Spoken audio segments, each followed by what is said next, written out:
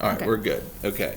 So the first thing we want to talk about is what was going on in the lesson, what you saw and what I saw. Okay. So based off of this survey, what did you think was going on with the students in your classroom? Okay, what was going on that day was a Nearpod activity that we were reviewing those two religions, and what I wanted them to do was take what they had knowledge of, either written or in their brain, and put it on the Venn diagram. I had a piece of paper for them, a worksheet, so they had to either write on the worksheet first or put it on the Venn diagram so we could all see it. So that's why I was kind of waiting for responses to see if they were, that was my pulse to see if they were on the right track. Yeah, you wanted them to finish before. That's how I was checking. I totally understand. And I didn't want them that. to feel pressure of me standing behind them or walking continuously. I wanted them to feel at ease that they were simulating their information to the Nearpod. And you didn't want one person just to Right. sit there and wait for everyone to give them No. the answers. So I totally understand that. Then I learned from that lesson, can I say this?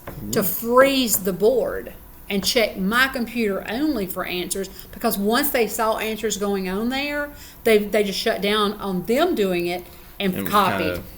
Yeah, I So totally I did get learn that. So I did learn that from that video, that I'm going to freeze what goes up there and then just share the ones that are correct. And make them do more of the thinking on their Right. own, and then you can share and collaborate. Because that's what you all saw in the video, or you did, Yes. was them trying to figure out, okay, we talked about both of these on 2 different days, or that day prior to that video, and I was just trying to get them to put all the information now together and compare them. Okay. I'm going to talk real quick about what I saw, Okay. and then if you, which I only saw 20 minutes of the lesson, so you can Right. add in some of the things I didn't get to see. Okay.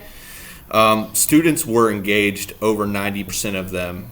I did different checks. Every 5 minutes I did a check, Okay. and each time over 90% were engaged. So students were involved, and based off that engagement, I would definitely say they were interested in what was happening. So engagement was high throughout the entire lesson that I was watching, and they were interacting respectfully with one another and with you. Okay, thank you. I think because I only got to see a chunk of the lesson, I didn't get to see the collaboration portion where they're communicating. end. Yes, which it might have been because it was cut out. But I didn't see them communicating with each other and engaging in conversation with one another. I didn't about it. allow it at first. I'm sorry. No, I you're did not fine. allow it at first. At first, I said, you're just going to do your own.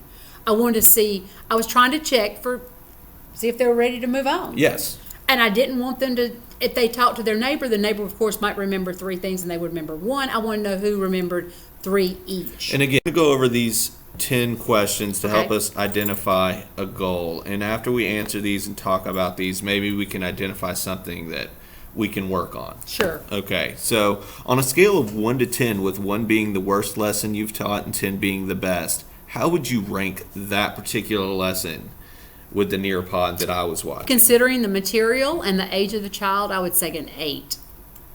That's just me. They're learning something so new. If it's not dealing with Christianity, I'll be honest with you, in our community, they're learning something so very new.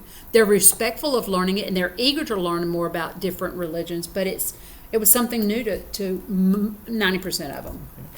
What really pleased you about the lesson? So why do you think an 8 would be appropriate? Okay, the lesson was very interactive. I'm sorry the video didn't show that. The Nearpod gave you information, which it chunked information, and then we would do an activity to check for comprehension or if you understood it. So it gave me time to talk to them. Or What would you have changed to move this lesson to a 10, closer to it at least? I think by teaching it more than 1 year and getting myself immersed in the subject deeper, because every day I learn something new. I read something at night, I read something during planning.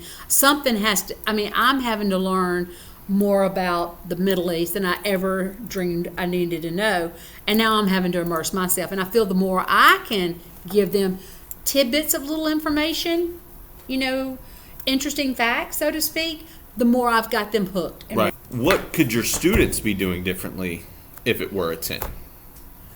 Because you mentioned what you could do to make it a 10. True. What could the students be doing to make it a 10?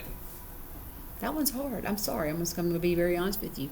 Because But all of them have told me, every one of them have told me, I wish we had this in every class. The Nearpod type lessons where they learn, do an activity, learn, take a quiz, or play a game against each other. Using the facts. It's just amazing. So for them, I think it was maybe a 9+ for them. You know what I'm trying to say? Our classes are huge. If I could have smaller classes, and I will preach that over and over, if I could have fewer of them, we could have had maybe some different interaction. Okay. At 35. So you were saying different interaction. Now, we're talking like a dream world. Yes. With smaller classes. Tell me Yes. what this interaction would look like. If I had smaller classes, I'd have them group in 4s or 3s, and I would have them in pods all over my room so that I could listen to their conversation, I could hear their conversation, and nobody else would hear their conversation. Now, so you're saying we'd put them in groups so that they could collaborate with different people. Definitely. But after that unit or that lesson, I would like to change those groups. How do we measure that change? How could we put that like into a measurable, quantifiable? The product that they would produce if I had them Okay. produce a product. I don't have time for them to produce a product right now. They could produce their own Nearpod, or they could produce their own something virtual, I don't know. Or a percentage of time working together, maybe? Yes. Or an amount of time. Would you want that to be your goal? Yes. Because I feel like right now, with numbers, we're bound by numbers, and we're bound by time. If you could hit that goal, would it really matter to you? Yes, it would. Could you tell me why? Why? Because my goal is for every child in here to walk out to become an expert in whatever we're talking about. That's my goal. And if they don't want to become an expert in it, I at least want them to be knowledgeable enough in it so that they can carry it to high school and have a debate or a conversation with someone in high school if they're talking about world history. What teaching strategy could you use to hit that goal? I think I'm immersing. I'm trying new teaching strategies as we're speaking that I haven't tried before. Thanks to Mr. RollmanE, I have now tables in my room versus individualized desks that I used to try to make into tables. But I'm trying to go into all tables. And What are your next steps? I guess to learn how to make a Nearpod as well as you do. Okay, so I'm serious. I don't know how to interject all those different things. okay, so Mine were sheer knowledge. Just so more interactive I like activities. interaction. Okay. Yeah. So based off of what I'm hearing from you is you want more interactivity amongst the students, even in use Nearpod, but you also were mentioning in the lesson in general, correct? Just more interaction amongst them. Right. So we need to come up with a goal, a measurable goal, like either an amount of time or a percentage of time students are interacting with one another. Sure.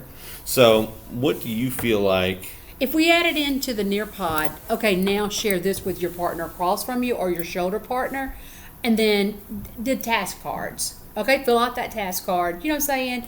And then turn that in, put both of your names on it, and let me see where both of you are. I don't know if that would work or not. I've done task cards before. I've gone full circle with education. I've gone from the overhead projector to PowerPoints to this, and to me, this is the ultimate of all of it. This is the best. The Nearpod gives, because if a child, say they come in your room, they go, oh, let's play Kahoot, or let's play quizzes.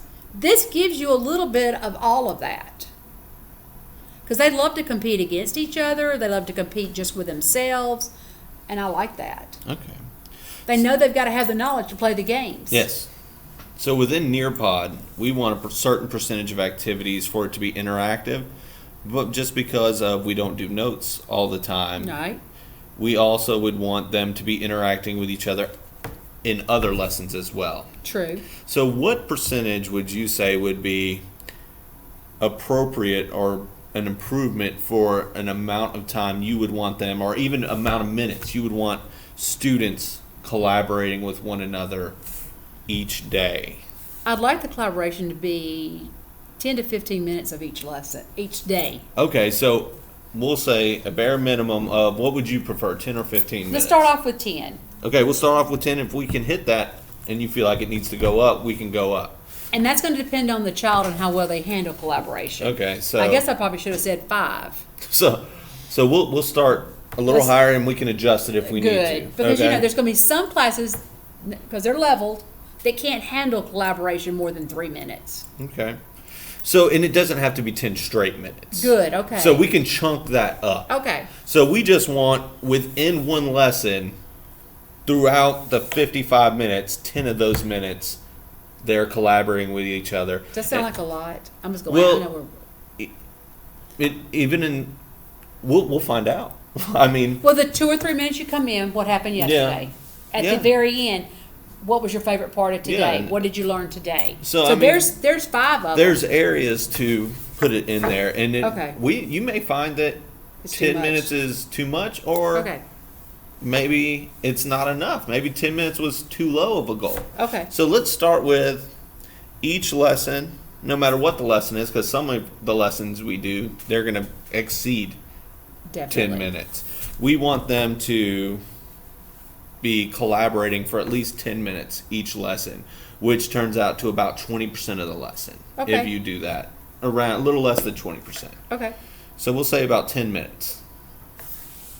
All right, and then we want to use some tools. One tool you were talking about is Nearpod. Mm-hmm. Within Nearpod lessons, we could include different activities for them where they have to collaborate, like you said. Pair share. Like, hey, with your shoulder buddy or Yeah. with your face partner, share this Right. information. Some PSYOP strategies built into that. So we can use Nearpod for that. Yep. Also, in Discovery Education, there are different activities that I can send you Okay. of, even when you're not doing Nearpod, it's where they have to do summarizing activities. You showed us some at the Yeah. PLC. Okay. So one of them is called Sum It Up, where they have to first individually write down a bunch of important information from a video. Then they have to communicate with people around them to choose the 3 to 5 most important. Then with those same people, they take those 3 to 5 important facts and they even whittle it down further to one Okay. sentence, and then they whittle it down to one word. But there's a multitude of other activities that require them to collaborate with one another and summarize, and they're all right here. So we can look at these Oh, definitely. different instructional strategies from Discovery Education, like Sum It Up, and we can also, within Nearpod, include more interactive activities to make sure we hit those 10 minutes each lesson. Okay. Now, when do you want to meet again?